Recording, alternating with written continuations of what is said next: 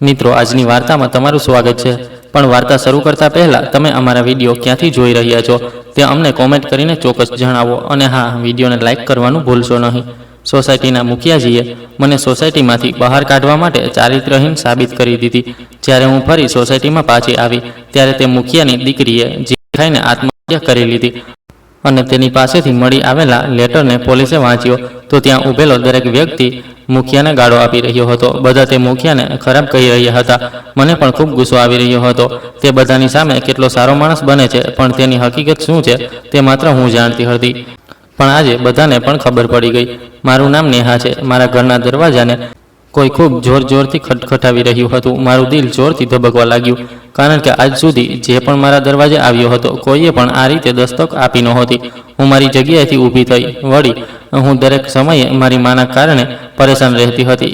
ક્યાંક એવું તો નથી ને કે મારી માના મૃત્યુના સમાચાર આવ્યા હોય, કારણ કે મારા ભાઈઓએ મારી સાથેના બધા સંબંધો તોડી નાખ્યા હતા અને મારું મા સાથે મળવા હળવાનું પણ બિલકુલ બંધ થઈ ગયું હતું। હું તેમને હવે બસ તેમના મૃત્યુ પર જ મળી શકતી હતી, પણ હું આ રીતે તેમને મળવા નહોતી માંગતી। મેં ડરતા દરવાજો ખોલ્યો અને જેવો મેં દરવાજો ખોલ્યો હું હેરાન થઈ ગઈ, કારણ કે મારી સામે જે લોકો ઊભા હતા તે ન મારી મા હતી ન મારા ભાઈ, પરંતુ આખી સોસાયટી આજે મારા ગેટ પર આવીને ઊભી થઈ ગઈ હતી। તે બધા લોકો બૂમ પાડતા બોલ્યા કે બહાર કાઢો એને, તમે તેને તમારા ઘરમાં છુપાવી રાખી છે। આ શરીફ લોકોની સોસાયટી છે, તમે અહીં એવા કામ ન કરી શકો। તમે યુવાનીમાં વિધવા થઈ ગયા છો તો તમે બીજી લગ્ન કરી લો, અમે બધા તમારો સાથ આપીશું। તમારા પતિના અવસાન પછી અમે બધાએ તમને કહ્યું હતું કે જો તમે બીજી લગ્ન કરવા માંગો છો તો અમે બધા સોસાયટીવાળા તમારા સાથ આપીશું। તમારા આગળ કોઈ નથી અને ન પાછળ, તમારે તો બાળક પણ નથી, પણ તમે અમારી વાત ન માની। તમે આ સોસાયટીને બજારું સોસાયટી બનાવવા માંગો છો,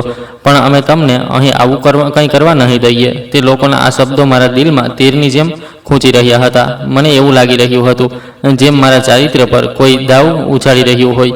તે બધા લોકો મારી આંખો ફાડીને જોઈ રહ્યા હતા, જેમ હું ખરેખર કોઈ બજારું સ્ત્રી હોઉં। મેં બધાને કહ્યું, શું થઈ ગયું છે તમને બધાને? તમે બધા મારા વિશે શું જાણો છો? તમને લોકોને કોઈ હક નથી કે તમે બધા મારા વિશે આ પ્રકારની વાતો કરો। તમારી પાસે શું પુરાવો છે જે તમે મારા પર આ પ્રકારના આરોપ લગાવી રહ્યા છો? તે બધામાંથી એક માણસ બોલ્યો કે અમારા સામે સતી સાવિત્રી બનવાનો ઢોંગ ન કરો। મુખિયાજીએ અમને બધું જ જણાવી દીધું। મુખિયાજી આ સાંભળીને મને બધું સમજાઈ ગયું હતું।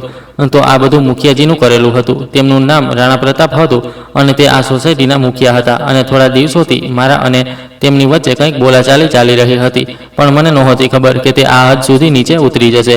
કે ત્યારે તે લોકો પોતાની વાત પૂરી કરતા બોલ્યા કે તું કઈ રીતે તેમના ઘરે જઈને તેમને પણ તારી જાળમાં ફસાવવા માંગે છે, પણ તે એક શરીફ અને સારો માણસ છે એટલે તારા ઝાંસામાં ન આવ્યા। તેમણે અમને તારા વિશે બધું જ સાચું જણાવી દીધું છે કે તું કઈ પ્રકારની સ્ત્રી છે, અને હવે અમે તને અહીં રહેવા નહીં દઈએ। વળી આ ઘર તારું નથી, તારા સાસુનું છે। તે લોકો જ્યારે મને ધમકી આપીને ગયા તો જાણે મારા પગ નીચેથી જમીન ખસી ગઈ હતી। મેં દરવાજો બંધ કરીને અંદર આવીને ફર્શ પર બેસી ગઈ અને ધ્રુસકે રડવા લાગી। મારા મગજમાં વારંવાર એ જ વાતો ઘૂમી રહી હતી કે હવે હું શું કરું, ક્યાં જાઉં, કોની પાસે મદદ માગું। હજી થોડી વાર પહેલાં જ મુખિયાજીના ઘરે જે ધમાલ થઈ હતી તેનાથી મને અંદાજો થઈ ગયો હતો કે વાત અહીં પૂરી નહીં થાય, પણ આટલી જલ્દી બધું મારા માથે આવી જશે તે મેં ક્યારેય નહોતું વિચાર્યું। અડધા કલાકની અંદર જ સોસાયટીના લોકો મારા દરવાજે આવીને ઊભા થઈ ગયા હતા અને તેમણે મને સ્પષ્ટ શબ્દોમાં કહી દીધું હતું કે એક અઠવાડિયાની અંદર મારે આ ઘર ખાલી કરવું પડશે, નહીંતર તે લોકો મને જબરજસ્તી કાઢી મૂકશે। તેમના અવાજમાં એટલી સખ્તાઈ હતી કે હું ઈચ્છવા છતાં પણ કંઈ બોલી ન શકી। હું વારંવાર તેમને સમજાવવાની કોશિશ કરી રહી હતી કે મારી કોઈ ભૂલ નથી, મેં કંઈ ખોટું કર્યું નથી, પણ કોઈએ મારી એક ન સાંભળી। બધા પોતપોતાના ગુસ્સામાં હતા, જાણે તેમને બસ કોઈને દોષ આપવો હતો અને તે હું બની ગઈ હતી। તેમના ગયા પછી ઘરમાં એક અજીબ શાંતિ છવાઈ ગઈ હતી। એવું લાગી રહ્યું હતું જાણે દિવાલો પણ મને જોઈ રહી હોય। હું એક ખૂણામાં બેસીને રડી રહી હતી અને વિચારી રહી હતી કે આખરે મારી જિંદગી આટલી મુશ્કેલ કેમ થઈ ગઈ છે। હું મારા ભાઈઓ પાસે પણ નહોતી જઈ શકતી, કારણ કે મેં મારી મરજીથી લગ્ન કર્યા હતા અને તે જ દિવસથી તેમણે મારી સાથેના બધા સંબંધો તોડી દીધા હતા। મને આજે પણ તે દિવસ યાદ છે જ્યારે મેં તેમની સાથે છેલ્લી વાર વાત કરી હતી। તેમણે સાફ કહી દીધું હતું કે હવે મારો તેમની સાથે કોઈ સંબંધ નથી, હું તેમના માટે મરી ચૂકી છું। તે દિવસ પછી મેં કેટલી વાર વિચાર્યું કે તેમને જઈને મળું, તેમની માફી માંગું, પણ દર વખતે ડરે મને રોકી લીધી. અને પછી જિંદગીએ મને એટલી ગૂંચવી દીધી કે હું પોતે જ તૂટવા લાગી. મારા લગ્નને હજી 1 વર્ષ જ થયું હતું કે મારા પતિ મને છોડીને ચાલ્યા ગયા. તેમનું અચાનક ચાલ્યા જવું મારા માટે સૌથી મોટો આઘાત હતો. હું સંપૂર્ણપણે એકલી પડી ગઈ હતી. મેં વિચાર્યું હતું કે કદાચ આ દુઃખ પછી મારા ભાઈઓ પીગળી જશે અને મને પાછી અપનાવી લેશે, પણ એવું કંઈ ન થયું. તે ન આવ્યા. તેમણે એકવાર પણ મારા સમાચાર ન લીધા. હું દરરોજ દરવાજા તરફ જોતી હતી કે કદાચ આજે તે આવશે અને કહેશે કે બહેન, અમે તને માફ કરીએ છીએ, પણ તે દિવસ ક્યારેય ન આવ્યો. અને હવે તો હાલત વધુ ખરાબ થઈ ગઈ હતી. મારા સાસુમાનું પણ થોડા મહિનાઓ પછી અવસાન થયું હતું અને હું આ મોટા ઘરમાં બિલકુલ એકલી રહી ગઈ હતી. મારી પાસે કોઈ સહારો ન હતો, કોઈ પોતાનું જેના પર હું વિશ્વાસ કરી શકું. હું બસ મારી જાત સાથે લડી રહી હતી. અને હવે હું આ નવું સંકટ મારી સામે ઊભું હતું કે મારે આ ઘર પણ છોડવું પડશે. આ ઘર જ તો મારી છેલ્લી આશા હતી. આ જ તે જગ્યા હતી જ્યાં મેં મારા પતિ સાથે થોડી ખુશીઓ જોઈ હતી, અને હવે આ પણ મારી પાસેથી છીનવાઈ રહ્યું હતું. મને સમજાઈ નહોતું રહ્યું કે આખરે મારી ભૂલ શું છે. હું વારંવાર એ જ વિચારી રહી હતી કે શું માત્ર કોઈની મદદ કરવી એટલો મોટો ગુનો છે કે મને તેની આટલી મોટી સજા મળે. ત્યારે જ મારા મગજમાં કાવ્યાનો વિચાર આવ્યો. તે મુખિયાજીની દીકરી હતી અને ખૂબ જ સમજદાર છોકરી હતી. તેણે હંમેશા મને ઇજ્જત આપી હતી અને મારી હાલતને સમજી હતી. મેં ધ્રુજતા હાથે ફોન ઉઠાવ્યો અને તેનો નંબર લગાવ્યો. જેવો તેણે ફોન ઉઠાવ્યો, હું મારા આંસુ રોકી ન શકી અને કંઈ પણ સાંભળ્યા વિના જ હું તેની સાથે વાત કરવા લાગી. મારો અવાજ ધ્રુજી રહ્યો હતો અને શબ્દો બરાબર નીકળી પણ નહોતા રહ્યા. હું બસ એટલું જ કહી રહી હતી કે જુઓ, મેં તમારી મદદ કરી અને તેનું પરિણામ એ આવ્યું કે હવે મને મારા જ ઘરમાંથી કાઢવામાં આવી રહી છે. હું ખૂબ ડરી ગઈ છું. મને સમજાઈ જ નથી રહ્યું કે હું શું કરું, ક્યાં જાઉં. મેં તેને જણાવ્યું કે મારી પાસે કોઈ નથી. હું મારા પિયર પણ નથી જઈ શકતી કારણ કે ત્યાં પણ મારા માટે દરવાજા બંધ છે. અને અહીં આ સોસાયટીમાં જ મારી થોડી ઘણી ઓળખાણ હતી. લોકો મને જાણતા હતા, પણ હવે તે જ લોકો મને કાઢવા પર તુલ્યા છે. મેં તેને એ પણ જણાવ્યું કે ભલે મારી મા મારી સાથે નથી રહેતી અને અમારી વાત નથી થતી, પણ તેમનું ઘર અહીં પાસે જ છે. તો મને એક દિલાસો રહેતો હતો કે તે પાસે છે, પણ જો હું અહીંથી ચાલી ગઈ તો મારી પાસે કંઈ પણ નહીં બચે. ન કોઈ પોતાનું, ન કોઈ જગ્યા જ્યાં હું પોતાને સુરક્ષિત મહેસૂસ કરી શકું. હું તેને પૂછી રહી હતી કે મારે શું કરવું જોઈએ, પણ તે પોતે રડવા લાગી. તેની ચૂપકીદીએ મને વધુ તોડી નાખી. મને લાગ્યું કદાચ હવે કોઈ પણ મારી મદદ નથી કરી શકતું. મેં પોતાને સંભાળતા તેને કહ્યું કે તું રડ નહીં, હું પોતે જ કંઈક કરી લઈશ. હું કોઈને કોઈ રસ્તો શોધી લઈશ. પણ અંદરથી હું સંપૂર્ણપણે તૂટી ચૂકી હતી. મને બિલકુલ નહોતી ખબર કે આગળ શું થવાનું છે. મેં ફોન કાપી દીધો અને એકવાર ફરી એ જ શાંતિમાં બેસી ગઈ, જ્યાં માત્ર મારા ધ્રુસકાનો અવાજ હતો અને દિલમાં એક ડર કે આવનારા દિવસો મારી જિંદગીને વધુ કેટલી બદલી નાખશે. થોડીવાર સુધી હું બિલકુલ ચૂપ બેસી રહી, જાણે મારા અંદરની બધી તાકાત ખતમ થઈ ગઈ હોય. પણ પછી ધીમે ધીમે મારા મગજમાં એ જ વાત ઘૂમવા લાગી કે સોસાયટીવાળાઓએ મને માત્ર 1 અઠવાડિયાનો સમય આપ્યો છે, અને જો મેં આ 1 અઠવાડિયાની અંદર આ ઘર ખાલી ન કર્યું તો તે લોકો ખરેખર મારું જીવવું મુશ્કેલ કરી દેશે. તે લોકો મને દરરોજ મહેણા મારશે, મારા દરવાજે આવીને ઊભા થઈ જશે, મારું અપમાન કરશે અને છેવટે જબરદસ્તી મને આ ઘરમાંથી કાઢી મૂકશે. આ બધું વિચારીને મારું દિલ ડરથી ભરાઈ ગયું હતું. હું નહોતી ઈચ્છતી કે હું કોઈની સામે આ રીતે અપમાનિત થાઉં. હું પહેલાંથી જ જિંદગીમાં ઘણું સહન કરી ચૂકી હતી અને હવે મારામાં એટલી તાકાત નહોતી બચી કે હું કંઈ બીજું સહન કરી શકું. એટલે મેં મનોમન નિર્ણય કરી લીધો કે ભલે જેટલું પણ દર્દ થાય, મારે આ ઘર છોડવું જ પડશે. હું ધીમેથી ઊભી થઈ. મારા પગ જાણે ભારે થઈ ગયા હતા. દરેક પગલે મને એવું લાગી રહ્યું હતું જેમ હું મારા જ દિલને પાછળ છોડી રહી છું. મેં અલમારી ખોલી અને એક એક કરીને મારો સામાન કાઢવાનું શરૂ કર્યું. કપડાં હાથમાં આવતા તો મને મારા પતિની યાદ આવી જતી. ક્યારેક કોઈ દુપટ્ટો હાથમાં આવતો તો યાદ આવતું કે તેમણે મને કેવી રીતે હસીને આપ્યો હતો. ક્યારેક કોઈ જૂની વસ્તુ હાથ લાગતી તો તેમાં વીતેલા દિવસો દેખાવા લાગતા. હું દરેક વસ્તુને જોઈને રડી પડતી હતી, પછી પોતાને સમજાવતી હતી અને પછી તેને બેગમાં મૂકી દેતી હતી. એવું લાગી રહ્યું હતું જાણે હું સામાન નહીં પણ મારી યાદોને સમેટી રહી છું અને તેમને એક જગ્યાએ બંધ કરી રહી છું. આ ઘર માત્ર ઈંટ પથ્થરનું ન હતું, આ મારી આખી દુનિયા હતી. આ જ તે જગ્યા હતી જ્યાં મેં મારા પતિ સાથે થોડી ખુશીઓ જોઈ હતી, જ્યાં મેં મારા સપના સજાવ્યા હતા, અને હવે મારે બધું છોડીને જવું પડી રહ્યું હતું. મારું દિલ નહોતું માનતું, પણ મજબૂરી એટલી મોટી હતી કે હું કંઈ કરી પણ નહોતી શકતી. હું વારંવાર એ જ વિચારી રહી હતી કે આખરે મારી ભૂલ શું છે. મેં તો બસ ઇન્સાનિયતના નાતે કોઈની મદદ કરી હતી અને તેનું પરિણામ મને એ મળી રહ્યું છે કે મારે પોતાનું ઘર છોડવું પડી રહ્યું છે. મેં ધીમે ધીમે મારા બધા જરૂરી સામાનને એક તરફ રાખ્યો અને વિચારવા લાગી કે હવે આગળ શું કરવું છે. મારે એક નવું ઘર શોધવું પડશે, ભાડા પર રહેવું પડશે અને આ ઘરને કોઈ બીજાને ભાડે આપવું પડશે, જેથી જે પૈસા આવે તેનાથી હું પોતાનો ખર્ચ ચલાવી શકું, કારણ કે હવે મારી પાસે કમાવાનો પણ કોઈ સહારો નહોતો. પણ સૌથી મોટી પરેશાની એ હતી કે હું જાઉં તો જાઉં ક્યાં? મારી પાસે કોઈ એવું નહોતું જેની પાસે હું જઈને થોડા દિવસ રોકાઈ શકું, કોઈ એવું નહોતું જે મને સહારો આપી શકે. હું વારંવાર વિચારી રહી હતી, પણ મારા મગજમાં કોઈ પણ સ્પષ્ટ રસ્તો નહોતો આવી રહ્યો. ચારે તરફ બસ અંધારું જ અંધારું દેખાઈ રહ્યું હતું. ત્યારે અચાનક મારા મનમાં એક વિચાર આવ્યો, અને તે વિચાર આવતા જ મારા દિલમાં એક હળવી આશા જાગી. મેં વિચાર્યું કે કેમ ન હું એકવાર મારા પિયર જાઉં? આખરે તે મારું ઘર છે, જ્યાં મેં મારું બાળપણ વિતાવ્યું છે, જ્યાં મારા પોતાના રહે છે. ભલે તેમણે મારી સાથે સંબંધો તોડી નાખ્યા હોય, પણ શું લોહીનો સંબંધ એટલો નબળો હોય છે? શું તે મને હંમેશા માટે ઠુકરાવી શકે છે? કદાચ નહીં. કદાચ તેમને મારી હાલત પર દયા આવી જાય. કદાચ તે મને જોઈને પીગળી જાય અને મને પોતાના ગળે લગાવી લે. આ વિચારીને મારામાં થોડી હિંમત આવી. મારા પતિને ગયાને પૂરા 8 મહિના થઈ ચૂક્યા હતા, અને આ 8 મહિનામાં મેં કેટલી વાર મારા પિયર વિશે વિચાર્યું હતું, પણ દર વખતે ડરના કારણે પગલાં પાછળ હટી ગયા હતા. મને ડર લાગતો હતો કે ક્યાંક તે મને ઠુકરાવી ન દે, ક્યાંક મને વધુ દર્દ ન મળે. પણ આજે સંજોગો એવા હતા કે મારી પાસે કોઈ બીજો રસ્તો જ નહોતો બચ્યો. મેં પોતાને સમજાવ્યું કે હવે જે પણ થશે જોઈ લઈશું. ઓછામાં ઓછું હું કોશિશ તો કરી શકું છું. કદાચ આ જ કોશિશ મારી જિંદગી બદલી દે. મેં હિંમત એકઠી કરી, મારા આંસુ લૂછ્યા અને ઘરમાંથી બહાર નીકળી ગઈ. મારા પગ ખૂબ ભારે હતા, દિલ જોર જોરથી ધબકી રહ્યું હતું, જાણે દરેક પગલા સાથે ડર પણ વધી રહ્યો હતો અને આશા પણ. હું ધીમે ધીમે ચાલતી જઈ રહી હતી. રસ્તાની દરેક વસ્તુ મને ઓળખાતી હતી. તે જ ગલીઓ, તે જ વળાંકો, તે જ દુકાનો જ્યાં હું બાળપણમાં જતી હતી, બધું એવું જ હતું. પણ મારી જિંદગી સંપૂર્ણપણે બદલાઈ ચૂકી હતી.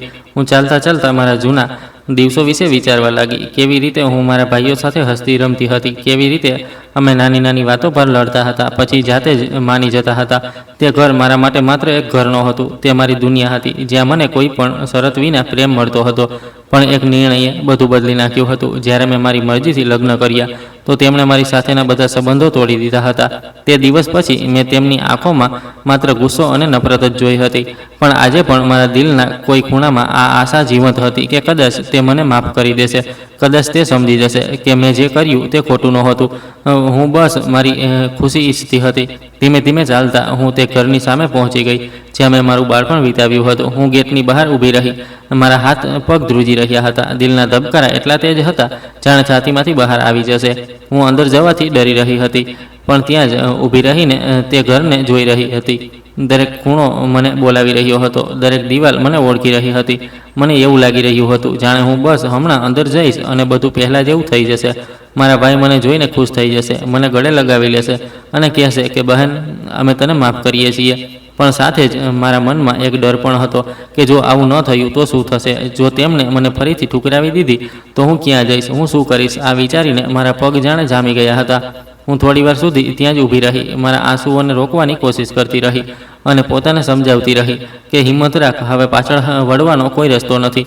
હવે તો આ બધું ઠીક થશે અથવા પછી બધું હંમેશા માટે ખતમ થઈ જશે.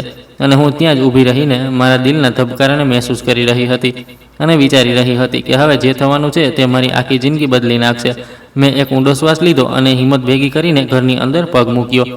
જેવી હું અંદર ગઈ તો દિલ ખૂબ તેજ ધબકી રહ્યું હતું. દરેક પગલે એવું લાગી રહ્યું હતું જાણે મારા ભૂતકાળની યાદો મને ઘેરી રહી હોય. ઘરનો દરેક ખૂણો મને મારા બાળપણની યાદ અપાવી રહ્યો હતો. પણ આજે તે જ ઘર મને અજાણ્યું લાગી રહ્યું હતું, જાણે હું અહીંની ન રહ્યો હોઉં. જેવી હું અંદર પહોંચી, મારા ભાભી સામે ઊભા હતા.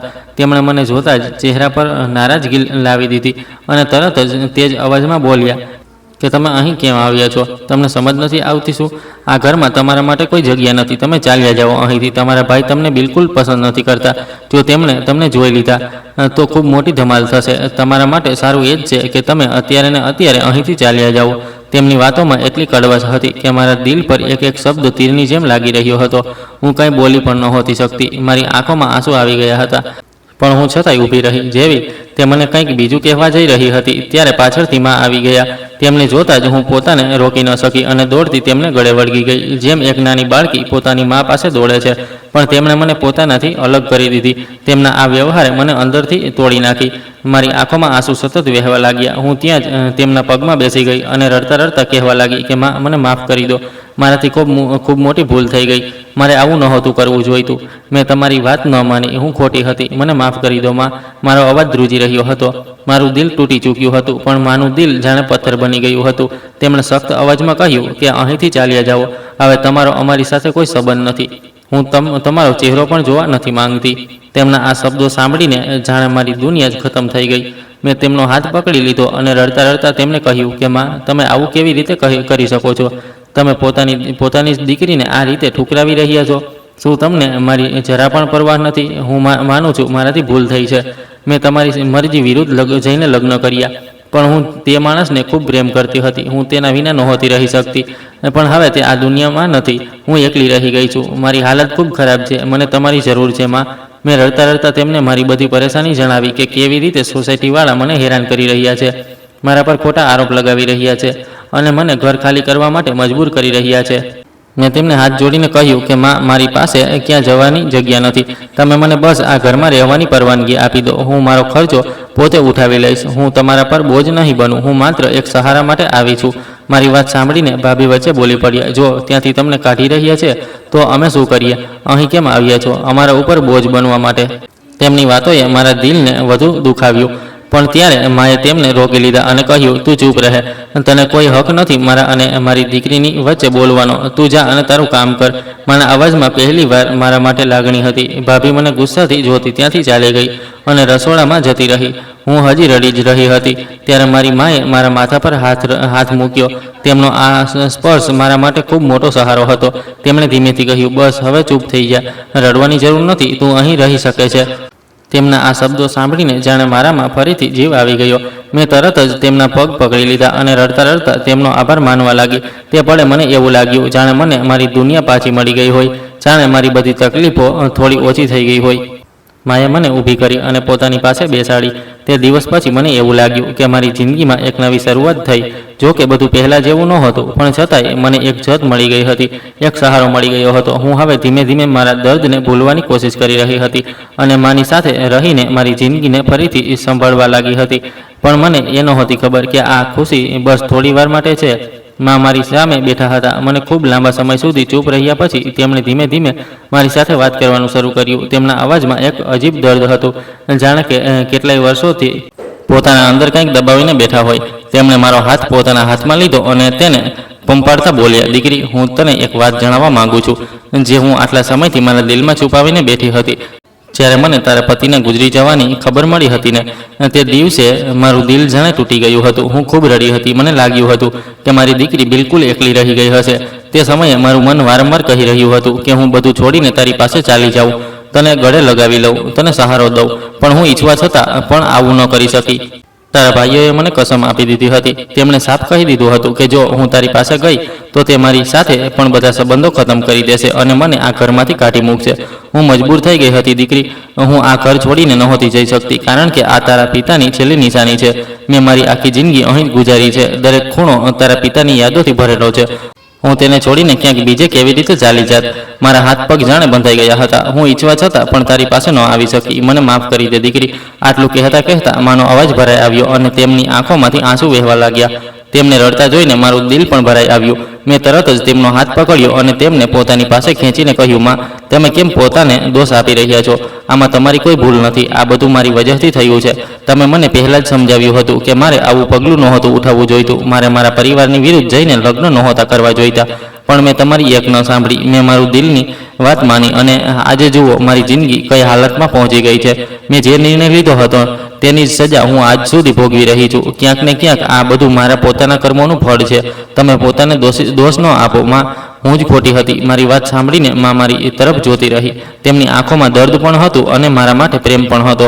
અમે બંને થોડી વાર સુધી ચૂપચાપ બેસી રહ્યા, જાણે અમારી પાસે કહેવા માટે ઘણું બધું હતું પણ શબ્દો નહોતા મળી રહ્યા. ત્યારે અચાનક દરવાજા પર જોરથી દસ્તક થઈ. તે અવાજે અમને ચોંકાવી દીધા. મારું દિલ એકદમથી ગભરાઈ ગયું, જાણે કોઈ તોફાન આવવાનું હોય.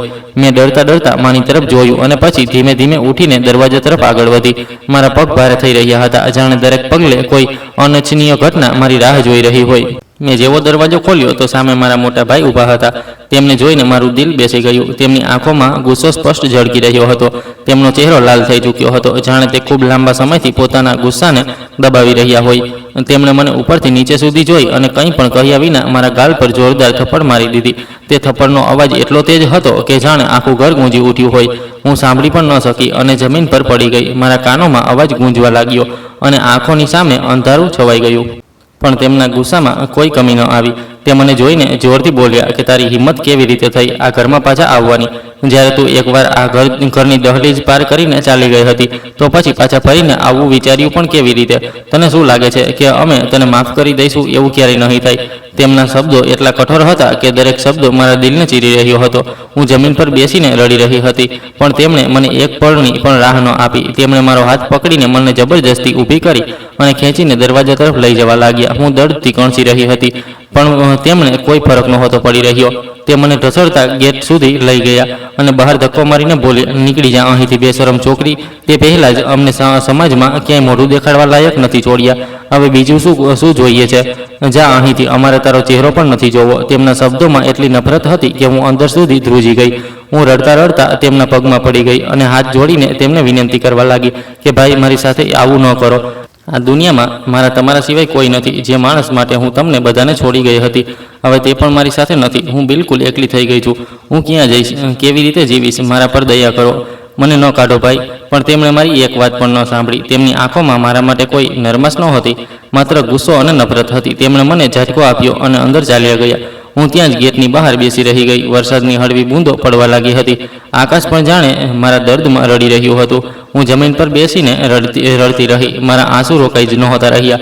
તે પળે મને સમજાઈ ગયું હતું કે જ્યારે પોતાના જ સાથ છોડી દે છે તો માણસ ખરેખર એકલો થઈ જાય છે. અને કેટલાક દરવાજા એકવાર બંધ થઈ જાય તો પછી ક્યારેય નથી ખુલતા, ભલે તમે કેટલી પણ કોશિશ કરી લો. મારા ભાઈએ મને ધક્કો મારીને ઘરમાંથી કાઢી મૂકી હતી અને મારી સામે જ દરવાજો જોરથી બંધ કરી દીધો હતો. તે દરવાજાના બંધ થવાનો અવાજ જાણે મારા દિલની અંદર સુધી ગુંજી ગયો હતો. હું થોડીવાર ત્યાં જ ઊભી રહી.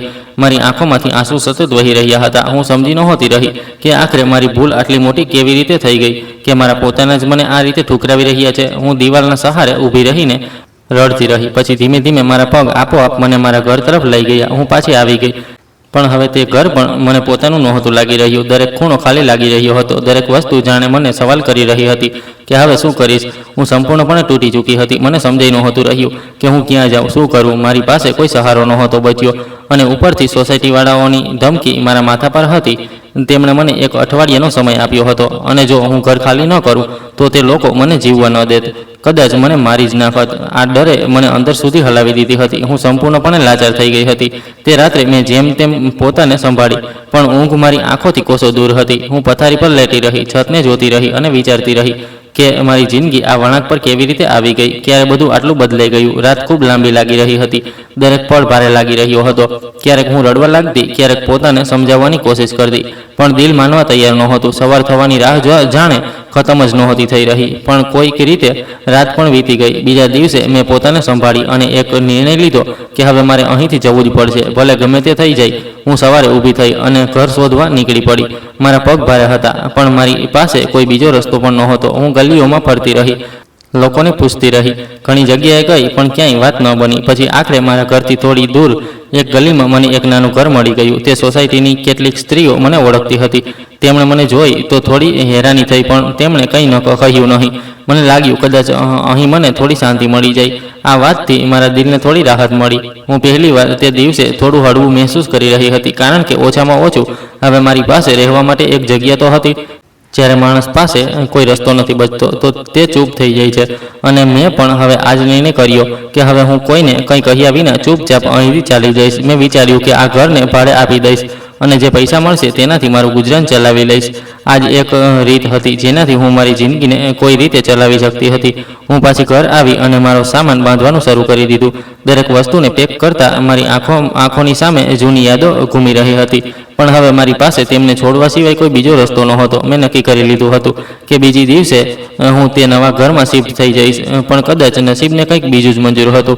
બીજા દિવસે જેવો હું મારો સામાન તૈયાર કરી રહી હતી ત્યારે અચાનક મારા દરવાજા પર જોરથી દસ્તક થઈ. તે અવાજે મને ચોંકાવી દીધી. મેં જલ્દીથી જઈને દરવાજો ખોલ્યો તો સામે એક નાનો બાળક ઊભો હતો. તે ખૂબ જ ગભરાયેલો હતો. તેના શ્વાસ તેજ ચાલી રહ્યા હતા, જાણે તે દોડીને આવ્યો હોય. તેણે હાંફતા હાંફતા મને કહ્યું કે મુખિયાજીની દીકરીએ આત્મહત્યા કરી લીધી છે, તે મરી ગઈ છે. બધા લોકો તેને હોસ્પિટલ લઈને ભાગ્યા. આ સાંભળતા જ મારા પગ નીચેથી જમીન ખસી ગઈ. મને જાણે એક જોરદાર ઝટકો લાગ્યો. હું થોડી પળ માટે સમજી જ ન શકી કે હું આ શું સાંભળી રહી છું. આટલી સારી છોકરી, જે હંમેશા હસતી રહેતી હતી, જે બધાની સાથે પ્રેમથી વાત કરતી હતી, તે આવું કેવી રીતે કરી શકે છે? મારા મગજમાં બસ આ જ સવાલ ઘૂમી રહ્યો હતો. હું તરત જ ઘરમાંથી બહાર નીકળી અને દોડતા મુખિયાજીના ઘર તરફ જવા લાગી. ત્યાં પહોંચીને જોયું તો ઘરની બહાર ઘણા લોકો ભેગા થયા હતા. સ્ત્રીઓ રડી રહી હતી, પુરુષો અંદરો અંદર કંઈક વાતો કરી રહ્યા હતા.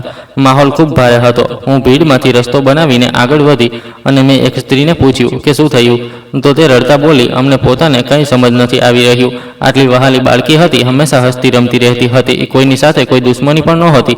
ખબર નહીં અચાનક શું થયું જેને તેણે આ પગલું ઉઠાવી લીધું. બધા લોકો તેને હોસ્પિટલ લઈને ગયા છે. આ સાંભળીને મારું દિલ વધુ ભારે થઈ ગયું. હું ત્યાં જ જમીન પર બેસી ગઈ. મારા હાથ આપોઆપ મારા માથા પર ચાલ્યા ગયા અને મારી આંખોની સામે તે બાળકીનો ચહેરો ઘૂમવા લાગ્યો. તેનું સ્મિત, તેની માસુમિયત, બધું જ મને યાદ આવવા લાગ્યું. હું વિચારવા લાગી કે આખરે તેના દિલમાં કેટલું દર્દ રહ્યું હશે, જેણે તેણે આટલું મોટું પગલું ઉઠાવી લીધું. મારી આંખોમાંથી આંસુ વહેવા લાગ્યા. હું પોતે પણ મારા દુઃખમાં ડૂબેલી હતી અને હવે આ ખબર મારા દિલને વધુ તોડી રહી હતી. તે પળે મને લાગ્યું કે આ દુનિયામાં દરેક માણસ પોતાના અંદર કોઈને કોઈ દર્દ છુપાવીને બેઠો છે, જે બહારથી દેખાતું નથી. અને જ્યારે તે દર્દ હદથી વધુ વધી જાય છે તો તે માણસ તૂટી જાય છે અને પછી તેને કંઈ પણ સાચું ખોટું સમજ નથી આવતું. હું ત્યાં જ બેસી રહી અને બસ રડતી રહી, જાણે મારું પોતાનું જ કોઈ ચાલ્યું ગયું હોય. હું કાવ્યા વિશે વિચારી રહી હતી કે અચાનક મારા મગજમાં તે રાતની દરેક વાત ફરીથી તાજી થઈ ગઈ, જાણે કોઈ જૂની ફિલ્મ ફરીથી ચાલી પડી હોય. તે રાતની દરેક પળ મારા મગજમાં આજે પણ એ જ રીતે જીવંત હતી. તે દિવસે રાતનો સમય હતો. ઘરમાં હળવી હળવી ખામોશી ફેલાયેલી હતી. હું મારા કામમાં લાગેલી હતી, પણ મન એમ પણ ઘણા દિવસોથી પરેશાન હતું. ત્યારે અચાનક મારો ફોન વાગ્યો અને સ્ક્રીન પર કાવ્યનું નામ જોઈને મારા દિલની ધડકન એક પળ માટે રોકાઈ ગઈ. જેવો મેં કોલ ઉઠાવ્યો, બીજી તરફથી તેના રડવાનો અવાજ આવ્યો. તે એટલી ખરાબ રીતે રડી રહી હતી કે તેનો અવાજ ઓળખવો મુશ્કેલ થઈ રહ્યો હતો. તેના શ્વાસ તેજ ચાલી રહ્યા હતા અને તે ગભરાયેલા અવાજમાં વારંવાર બસ એ જ કહી રહી હતી કે દીદી, મને બચાવી લો, પ્લીઝ મને બચાવી લો, નહીંતર હું મરી જઈશ. તમે જલ્દીથી મારી પાસે આવી જાઓ. તેના અવાજમાં એટલો દર્દ હતો કે મારા હાથ ધ્રુજવા લાગ્યા. મને સમજાઈ નહોતું રહ્યું કે આખરે થયું શું છે, પણ આટલું જરૂર સમજાઈ ગયું હતું કે વાત ખૂબ ગંભીર છે. મેં એક પળનો પણ સમય બગાડ્યા વિના જલ્દીથી ચપ્પલ પહેરી અને ઘરમાંથી બહાર નીકળી ગઈ. રાતનું અંધારું હતું, પણ તે સમયે મને કોઈ વસ્તુનો ડર નહોતો. મારા મગજમાં બસ કાવ્યનો રડતો અવાજ ગુંજી રહ્યો હતો. હું જલ્દી તેના ઘર તરફ વધી રહી હતી. રસ્તાભર મારા મનમાં હજારો સવાલ ઘૂમી રહ્યા હતા. ક્યાંક તેની સાથે કંઈ ખોટું તો નથી થઈ ગયું, ક્યાંક કોઈએ તેને ઈજા તો નથી પહોંચાડી. જ્યારે હું તેના ઘરે પહોંચી તો દરવાજો હળવો ખુલ્લો હતો. હું અંદર ગઈ તો જોયું તે રૂમમાં એક ખૂણામાં સંકોચાઈને બેઠેલી હતી. તેનો ચહેરો સંપૂર્ણપણે આંસુઓથી ભીંજાયેલો હતો. વાળ વિખેરાયેલા હતા અને તે ધ્રુજી રહી હતી, જાણે કોઈ ખૂબ મોટું તોફાન તેના અંદર ચાલી રહ્યું હોય. જેવી તેણે મને જોઈ, તે તરત ઊભી થઈ અને દોડીને મારા પગે વળગી ગઈ અને પછી પહેલાં કરતાં પણ વધુ જોરથી રડવા લાગી, જાણે તેને કોઈ સહારાની જરૂર હતી અને તે સહારો તેને મળી ગયો હતો. મેં તેને જોરથી પકડી અને ધીમે ધીમે તેની પીઠ પાડવા લાગી, તેને શાંત કરવાની કોશિશ કરવા લાગી. થોડીવાર પછી જ્યારે તેનું રડવું થોડું ઓછું થયું તો મેં તેને પાણી પીવડાવ્યું અને તેના ચહેરાને સાફ કર્યો. પછી મેં તેને ખૂબ પ્રેમથી પૂછ્યું, કાવ્ય, શું થયું છે? તું આટલી ડરેલી કેમ છે? મને જણાવ તો ખરી. તેણે મારી તરફ જોયું. તેની આંખોમાં ડર સ્પષ્ટ દેખાઈ રહ્યો હતો. તે ધ્રુજતા અવાજમાં બોલી, દીદી, હું અત્યારે લગ્ન નથી કરવા માંગતી અને પિતાજી મારા જબરજસ્તી લગ્ન કરાવવા માંગે છે. તેની વાત સાંભળીને પહેલાં તો મને લાગ્યું કે કદાચ આ સામાન્ય વાત છે, દરેક છોકરીની સાથે આવું થાય છે. મેં તેને સમજાવવાની કોશિશ કરી અને કહ્યું, અરે, આમાં રડવાની શું વાત છે? તું હવે મોટી થઈ ગઈ છે, લગ્ન તો એકને એક દિવસ કરવા જ પડશે. પણ મારી આ વાત સાંભળીને તે વધુ તૂટી ગઈ. તેણે મારા હાથ પકડી લીધા અને રડતા બોલી, દીદી, વાત આટલી જ નથી. તે મારું સોદો કરવા માંગે છે. તેમણે એક માણસ સાથે વાત કરી છે. તે માણસ તેમને 50 લાખ આપશે અને તેના બદલામાં તે મારા લગ્ન તેની સાથે કરાવી દેશે. તમે જ કહો, હું શું કરું? હું કેવી રીતે પોતાને વેચાવા દઉં? હું મરી જઈશ, પણ તે માણસ સાથે લગ્ન નહીં કરું. તેની આ વાત સાંભળીને મારા શરીરમાં જાણે વીજળી દોડી ગઈ. મારા પગ નીચેથી જમીન ખસી ગઈ. મને લાગ્યું જાણે કોઈએ મારા મગજ પર જોરદાર ચોટ કરી હોય. હું થોડી પળ માટે બિલકુલ શૂન્ય થઈ ગઈ. મને વિશ્વાસ જ નહોતો થઈ રહ્યો કે હું જે સાંભળી રહી છું તે સાચું છે. જે માણસને આખી સોસાયટી આટલી ઇજ્જત આપે છે, જેને બધા લોકો સારો અને નેક માને છે, તે અંદરથી આટલો નીચ હોઈ શકે છે. એક બાપ પોતાની જ દીકરીને પૈસા માટે આ રીતે વેચવાનું વિચારી શકે છે? આ વાત મારી સમજથી બિલકુલ બહાર હતી. મારું માથું ફરવા લાગ્યું હતું. દિલમાં ગુસ્સો પણ હતો અને દર્દ પણ. હું કાવ્યાને જોઈ રહી હતી. તેની હાલત જોઈને મારું દિલ પીગળી ગયું.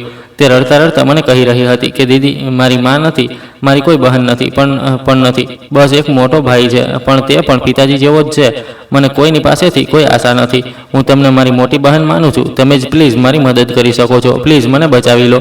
હું તે વૃદ્ધ માણસ સાથે લગ્ન નહીં કરું. તે મારાથી ઉંમરમાં ખૂબ વધારે મોટો છે. હું તેની સાથે ન રહી શકું. તેની દરેક વાત મારા દિલને ચીરી રહી હતી. મેં તેને પોતાના ગળે લગાવી લીધી અને તેને શાંત કરતાં કહ્યું કે તું બિલકુલ પરેશાન ન થા. જ્યાં સુધી હું છું તારી સાથે કંઈ ખોટું નહીં થાય. તું મારી નાની બહેન જેવી છે અને હું તને આવા કોઈના હાથોમાં નહીં જવા દઉં. મેં તેને ભરોસો અપાવ્યો કે હું તેની સાથે છું અને તેના માટે જરૂર કંઈક કરીશ. પણ તે સમયે રાત ઘણી થઈ ચૂકી હતી, એટલે મેં તેને કહ્યું કે તું હમણાં આરામ કર. હું સવારે આવીને તારા પિતાજી સાથે વાત કરીશ. અને પછી હું ત્યાંથી તો પાછી આવી ગઈ. પણ તે આખી રાત મારી આંખોમાં ઊંઘ ન આવી. હું પથારી પર લેટી રહી અને બસ એ જ વિચારતી રહી કે આખરે હું શું કરું, કેવી રીતે તેને બચાવું. તેના શબ્દો વારંવાર મારા કાનોમાં ગૂંજી રહ્યા હતા. તેનો ડરેલો ચહેરો મારી આંખોની સામે હતો. કોઈ રીતે રાત વીતી અને જેવી સવાર થઈ, હું તરત ઊભી થઈ અને તેના ઘર તરફ ચાલી પડી. જેવી હું ત્યાં પહોંચી તો જોયું કે તેના પિતાજી ગેટની બહાર જ ઊભા હતા. તેમને જોઈને મારા અંદરનો ગુસ્સો ફાટી નીકળ્યો. હું સીધી તેમને પાસે ગઈ અને કંઈ પણ વિચાર્યા વિના તેમને કહી દીધું કે તમને શરમ આવવી જોઈએ. તમે આખી સોસાયટીમાં ઇજ્જતદાર બનવાનો દેખાડો કરો છો, પણ અસલમાં તમે શું છો હું જાણી ચૂકી છું. તમે તમારી જ દીકરીનો સોદો કરી રહ્યા છો. જો તમે તેના જબરજસ્તી લગ્ન કરાવવાની કોશિશ કરી તો હું પોલીસમાં તમારી ફરિયાદ કરી દઈશ. મારી વાત સાંભળીને તે ગુસ્સે થઈ ગયા. તેમની આંખોમાં ગુસ્સો આવી ગયો અને તે મારી સાથે બોલ્યા કે તું હોય છે કોણ મારા અને મારી દીકરીની વચ્ચે આવનારી? તે મારી દીકરી છે. મેં તેને પાડી છે, તેના પર પૈસા કર્યા છે. હવે જો હું તેની પાસેથી કંઈક પાછું લેવા માંગુ છું તો તેમાં ભૂલ શું છે? તેમની આ વાત સાંભળીને મારા અંદર જાણે આગ લાગી ગઈ. મને વિશ્વાસ જ નહોતો થઈ રહ્યો કે કોઈ બાપ આટલી ઘટિયા વિચારસરણી રાખી શકે છે. હું અંદરથી હલી ચૂકી હતી. તે પળે મને સમજાઈ ગયું હતું કે દુનિયામાં એવા લોકો પણ છે જે સંબંધોની કિંમત નથી સમજતા, જે પોતાની જ સંતાનને પૈસા માટે વેચવા તૈયાર થઈ જાય છે. તે દિવસે મારી સામે ઇન્સાનિયતનો સૌથી ડરામણો ચહેરો હતો અને હું તેને ક્યારેય ભૂલી નહીં શકું. હું બધું પોતાની આંખોની સામે થતું જોઈ રહી હતી અને મારા અંદર જાણે તોફાન મચ્યું હતું. મારું દિલ ખૂબ તેજ ધડકી રહ્યું હતું. મને મગજમાં બસ એક જ વાત ઘૂમી રહી હતી કે આખરે આ બધું થઈ શું રહ્યું છે. ત્યારે અચાનક એમ્બ્યુલન્સ આવીને રોકાઈ અને તે એમ્બ્યુલન્સના દરવાજા ખુલ્યા તો અંદરથી કાવ્યાને બહાર કાઢવામાં આવી રહી હતી. તેની હાલત જોઈને મારું દિલ જાણે બેસી ગયું. તેનો ચહેરો બિલકુલ શાંત હતો, જાણે તે ઊંડી ઊંઘમાં હોય. પણ હું જાણતી હતી કે હવે તે ક્યારેય નહીં ઉઠે. તેની પાછળ તેનો બાપ પણ ઉતરી રહ્યો હતો, તે જ માણસ જેને લોકો આ સોસાયટીનો ઇજ્જતદાર માણસ કહેતા હતા. પણ મારા માટે તે એક એવો માણસ હતો જેણે પોતાની દીકરીની જિંદગી બરબાદ કરી દીધી હતી. તે જોર જોરથી રડી રહ્યો હતો. તેના અવાજમાં દર્દ હતું. તેની આંખોમાંથી આંસુ વહી રહ્યા હતા, જે જોનારાઓને અસલી લાગી રહ્યા હતા. પણ મને તે દર્દની પાછળ સચ્ચાઈ સ્પષ્ટ દેખાઈ રહી હતી. મારું મન કહી રહ્યું હતું કે હું તેની પાસે જાઉં, તેનો કોલર પકડી લઉં અને તેને ઝંઝોડીને પૂછું કે હવે રડવાનો શું ફાયદો, જ્યારે તેણે પોતે પોતાના બાળકને આ હાલતમાં પહોંચાડ્યો છે. તેણે જ તેને એટલી મજબૂર કરી દીધી હતી કે તેણે પોતાની જિંદગી ખતમ કરી લીધી. પણ તે વખતે માહોલ એવો હતો કે હું ઈચ્છવા છતાં પણ કંઈ કરી નહોતી શકતી. મારી ચારે તરફ લોકો ઊભા હતા. આખી સોસાયટી ત્યાં ભેગી થઈ ચૂકી હતી.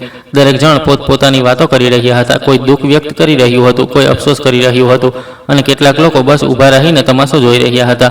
મને એવું લાગી રહ્યું હતું જાણે હું તે ભીડમાં એકલી ઊભી છું અને કોઈ પણ મારી વાત સમજવાવાળું નથી. ત્યારે તે માણસની નજર અચાનક મારા પર પડી અને તેના ચહેરાનો રંગ બદલાઈ ગયો. તે ગુસ્સામાં આગ બબૂલો થઈ ગયો અને જોરથી બૂમ પાડવા લાગ્યો. તેનો અવાજ એટલો તેજ હતો કે ત્યાં ઊભેલા બધા લોકો એકદમ ચૂપ થઈ ગયા અને બધાની નજર મારી તરફ ફરી ગઈ. તેણે આંગળી ઉઠાવીને મારી તરફ ઇશારો કર્યો અને બોલ્યો, આ સ્ત્રી અહીં શું કરી રહી છે? તેને હજી સુધી આ સોસાયટીમાંથી બહાર કેમ ન કાઢી તમે લોકોએ? એના કારણે મારી દીકરીની જાન ગઈ છે. તેની વાતો સાંભળીને હું સૂન રહી ગઈ. મારા કાનોને વિશ્વાસ જ નહોતો થઈ રહ્યો કે તે આટલી મોટી વાત આટલી સરળતાથી કહી રહ્યો છે. તેણે રડતા રડતા લોકોની સામે વાર્તા બનાવવાનું શરૂ કરી દીધું. તેણે કહ્યું કે તે પોતાની દીકરીના લગ્ન એક સારા માણસ સાથે કરાવવા માંગતો હતો, પણ હું જ હતી જેણે તેની દીકરીને ભડકાવી દીધી. તેણે કહ્યું કે હું જ તેને ખોટા રસ્તે લઈ ગઈ. મેં જ તેને કોઈ છોકરાના ચક્કરમાં નાખી દીધી અને તે દિવસ રાત તેની સાથે વાતો કરતી રહેતી હતી. તેણે એ પણ કહ્યું કે તેણે પોતાની દીકરીને ખૂબ સમજાવી, પણ તેણે તેની વાત ન માની અને જ્યારે તેણે તેના લગ્ન ક્યાંક બીજે નક્કી કરવા ઈચ્છ્યા તો તેણે આ પગલું ઉઠાવી લીધું. તેની વાતોમાં એટલું જૂઠ હતું કે મારું દિલ સળગી રહ્યું હતું, પણ ત્યાં ઊભેલા કેટલાક લોકો તેની વાતો પર વિશ્વાસ કરવા લાગ્યા હતા. તે મારી તરફ શંકાભરી નજરોથી જોવા લાગ્યા હતા. મને એવું લાગી રહ્યું હતું જાણે કોઈ મારી ઇજ્જતને બધાની સામે કચડી રહ્યું છે અને હું કંઈ પણ નથી કરી રહી. મારી આંખોમાં આંસુ આવી ગયા હતા, પણ હું પોતાને સંભાળવાની કોશિશ કરી રહી હતી. મારા અંદર ગુસ્સો પણ હતો, દર્દ પણ હતું અને એક અજીબ લાચારી પણ હતી. હું વિચારી રહી હતી કે કોઈ માણસ આટલો નીચે કેવી રીતે ઉતરી શકે છે. જે માણસ પોતાની દીકરીનો સોદો કરવા માટે તૈયાર હતો, તે જ માણસ આજે મને જ દોષી ઠેરવી રહ્યો હતો. હું કંઈક બોલવા માટે આગળ વધી જ હતી કે ત્યારે જ પોલીસની ગાડી આવીને રોકાઈ. તેનો અવાજ સાંભળતા જ આખી સોસાયટી એકદમ શાંત થઈ ગઈ, જાણે કોઈએ બધાનો અવાજ બંધ કરી દીધો હોય. પોલીસની ગાડીમાંથી એક ઓફિસર અને 2 સિપાહી ઉતર્યા. તેમના ચહેરા પર સખ્તાઈ હતી અને ચાલમાં એક અલગ જ આત્મવિશ્વાસ હતો. તેમણે ચારે તરફ જોયું અને પછી તે જ અવાજમાં પૂછ્યું કે અહીં શું થઈ રહ્યું છે. ત્યારે કેટલાક લોકો આગળ આવ્યા અને તેમણે પોતપોતાના રીતે વાત જણાવવાનું શરૂ કરી દીધું, પણ દરેકની વાત અલગ હતી. કોઈ કંઈક કહી રહ્યું હતું, કોઈ કંઈક. તે માણસે પણ રડતા રડતા પોતાની વાત જણાવવાનું શરૂ કરી દીધું અને દરેક વાતમાં મને જ દોષી ઠેરવી રહ્યો હતો. હું ત્યાં ઊભી આ બધું સાંભળી રહી હતી અને મારું દિલ તૂટતું જઈ રહ્યું હતું. મને લાગી રહ્યું હતું કે જો હું આજે પણ ચૂપ રહી તો હંમેશા માટે ખોટી સાબિત થઈ જઈશ. મારા અંદરથી એક અવાજ આવ્યો કે હવે નહીં, હવે મારે બોલવું પડશે, ભલે ગમે તે થઈ જાય. ત્યારે મેં હિંમત એકઠી કરી અને આગળ વધીને પોલીસવાળાને કહ્યું કે સર, આ બધું જૂઠું છે. મારો અવાજ ધ્રુજી રહ્યો હતો, પણ મેં પોતાને સંભાળી અને ધીમે ધીમે પૂરી સચ્ચાઈ જણાવવાનું શરૂ કર્યું. મેં તેમને જણાવ્યું કે કેવી રીતે કાવ્યાએ મને ફોન કરીને મદદ માંગી હતી, કેવી રીતે તે ડરી રહી હતી, કેવી રીતે તે પોતાની જિંદગીથી હાર માનવાની વાત કરી રહી હતી અને કેવી રીતે તેનો પોતાનો બાપ તેને વેચવાનું વિચારી રહ્યો હતો. મારી વાત સાંભળીને ત્યાં ઊભેલા લોકો એકબીજાને ચહેરો જોવા લાગ્યા. માહોલ ધીમે ધીમે બદલાવા લાગ્યો. પોલીસવાળાઓએ મારી વાત ધ્યાનથી સાંભળી અને પછી તે માણસની તરફ જોયું. હવે તેની આંખોમાં પહેલાં જેવો ભરોસો નહોતો. તેણે સખ્ત અવાજમાં તેની સાથે સવાલ પૂછવાના શરૂ કર્યું. તે માણસના ચહેરા પરથી રંગ ઉડી ગયો હતો. તેનો અવાજ હવે પહેલાં જેવો તેજ નહોતો. તે વાતોને ગુમાવવાની કોશિશ કરી રહ્યો હતો, પણ તેની ગભરાહટ સ્પષ્ટ દેખાઈ રહી હતી. પોલીસવાળાએ પોતાના સિપાહીઓને ઈશારો કર્યો કે જાઓ, ઘરની તલાશી લો. સિપાહીઓએ ઘરની તલાશી લીધી તો તેમને કાવ્યાના રૂમમાંથી એક લેટર લખેલો મળ્યો.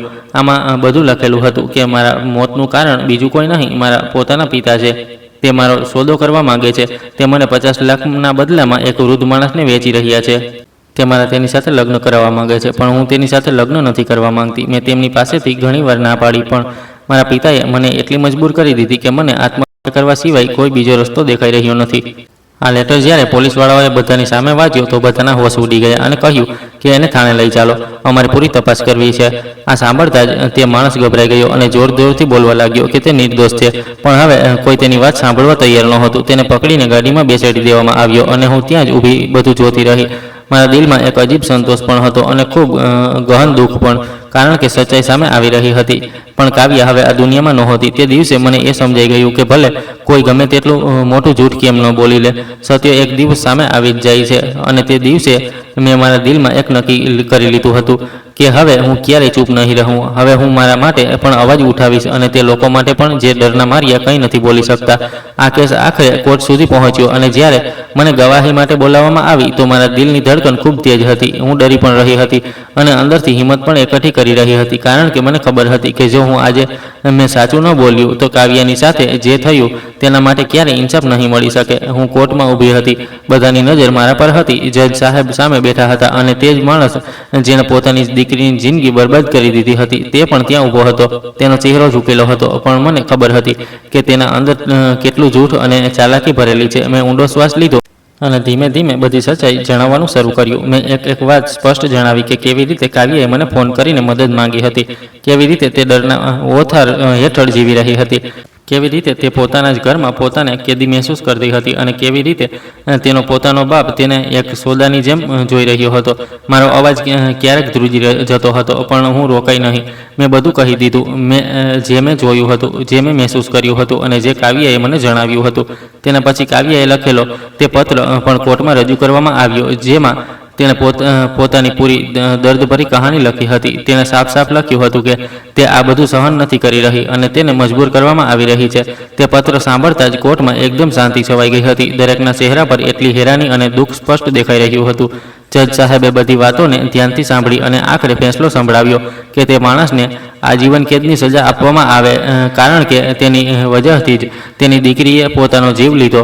આ સાંભળતા જ મારા દિલમાં એક અજીબ અહેસાસ થયો. મને આ વાતની ખુશી હતી કે કાવ્યને ઇન્સાફ મળ્યો, પણ તેની સાથે એક ખૂબ ગહન દુઃખ પણ હતું, કારણ કે તે બિચારી હવે આ દુનિયામાં નહોતી. હું ઈચ્છવા છતાં પણ તેને બચાવી ન શકી. આ વાત મને અંદરથી તોડી નાખતી હતી. હું અવારનવાર વિચારતી હતી કે કાશ તે રાત્રે હું કંઈક બીજું જ કરી શકી હતી હોત. કાશ હું તેને પોતાની પાસે રોકી લેત. કાશ હું તેને ક્યાંય દૂર લઈ જાત, તો કદાચ આજે તે જીવતી હોત. પણ હવે પસ્તાવો કરવાથી કંઈ બદલાવાનું નહોતું. સમય આગળ વધી ચૂક્યો હતો અને મારે પણ આગળ વધવું હતું. ધીમે ધીમે સોસાયટીનો માહોલ પણ બદલાવા લાગ્યો. જે લોકોએ મારા પર શંકા કરી હતી, જે મને ખરાબ કહેતા હતા, તે જ લોકો હવે મારી પાસે આવીને માફી માંગવા લાગ્યા. એક દિવસ કેટલીક સ્ત્રીઓ મને કેટલાક પુરુષો મારા ઘરે આવ્યા. તેમના ચહેરા પર શરમ હતી. તેમણે મને કહ્યું, નેહા, અમને માફ કરી દો. અમારાથી ખૂબ મોટી ભૂલ થઈ ગઈ. અમે સચ્ચાઈ જાણ્યા વિના તમારા વિશે ખોટું વિચાર્યું. અમે તે માણસની વાતોમાં આવી ગયા હતા અને તમારી સાથે ખૂબ ખરાબ વ્યવહાર કર્યા. પણ તમે ખરેખર ખૂબ સારા છો. અમને માફ કરી દો. તેમની વાતો સાંભળીને મારા દિલમાં કોઈ ગુસ્સો ન આવ્યો, બસ એક થાક મહેસૂસ થયો. મેં તેમને જોયા અને શાંત અવાજમાં કહ્યું કે તમારા લોકોને માફી માંગવાની જરૂર નથી. મેં તમને બધાને માફ કરી દીધા છે. જે કંઈ થયું તેમાં તમારી નહીં, પણ તે માણસની ભૂલ હતી, જેણે બધાને જૂઠમાં ગૂંચવી દીધા હતા. હવે બધું ખતમ થઈ ચૂક્યું છે અને આપણે આગળ વધવું જોઈએ. મારી વાત સાંભળીને બધાના ચહેરા પર થોડો સંતોષ આવી ગયો અને પછી ધીમે ધીમે બધા લોકો ત્યાંથી ચાલ્યા ગયા. તેના પછી મારી જિંદગી ધીમે ધીમે સંભળાઈ ગઈ. મેં મારા માટે એક નાનું કામ શરૂ કર્યું. મેં કપડાં વેચવાનું કામ શરૂ કર્યું. શરૂઆતમાં થોડું મુશ્કેલ હતું, પણ સોસાયટીની સ્ત્રીઓએ મારો સાથ આપ્યો.